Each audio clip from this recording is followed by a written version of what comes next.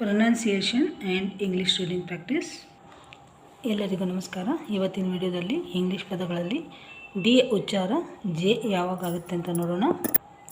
ಒಂದು ಪದದಲ್ಲಿ ಡಿ ಅಕ್ಷರದ ನಂತರ ಯು ಆರ್ ಇ ಅಥವಾ ಯು ಎ ಟಿ ಇ ಅಥವಾ ಐ ಇ ಆರ್ ಅಥವಾ ಯು ಎ ಎಲ್ ಬಂದರೆ ಆಗ ಡಿ ಅಕ್ಷರದ ಉಚ್ಚಾರ ಜ ಆಗುತ್ತದೆ.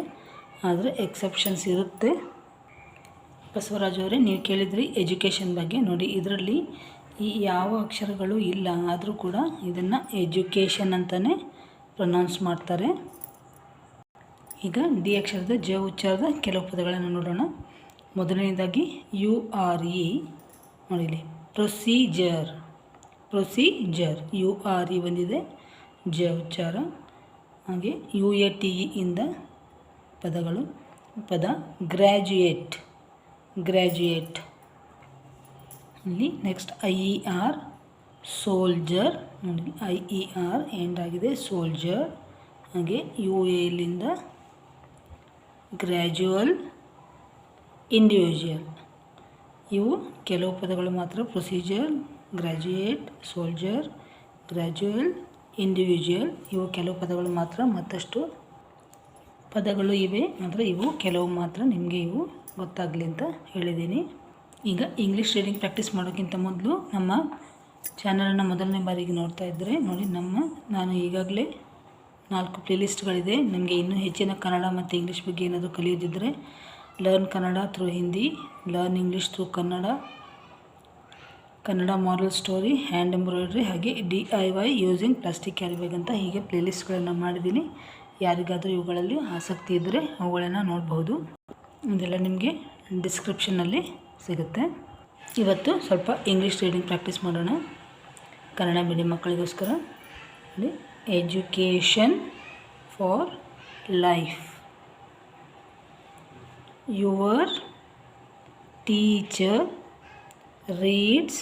ನೋಡಿ, ಈ ಎ ಬಂದಾಗ ಇಲ್ಲಿ ಉಚ್ಚಾರ ಈ ಬರುತ್ತೆ. Your teacher reads a passage.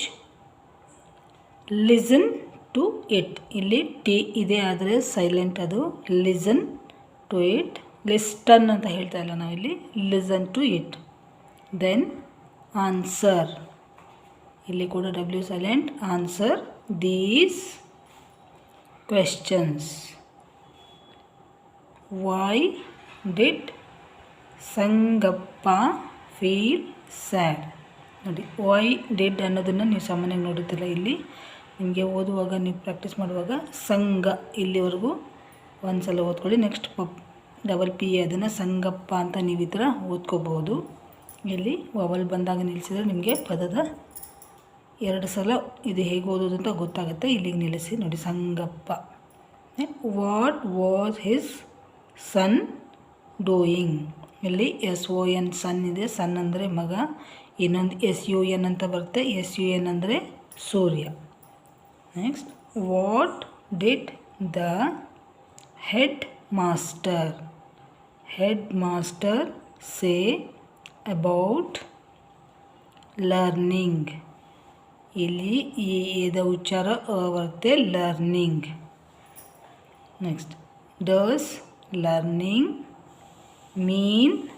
ಈ ಎದ ಉಚ್ಚಾರ ಈ ದೊಡ್ಡ ಈ ಬರ್ತಾ ಇದೆ, ಮೀನ್ ಓನ್ಲಿ ರೀಡಿಂಗ್ ಬುಕ್ಸ್. ಇಲ್ಲಿ ಕೂಡ ಈ ಎದ ಉಚ್ಚಾರ ದೊಡ್ಡ ಈ, ರೀಡಿಂಗ್ ಬುಕ್ಸ್. And preparing.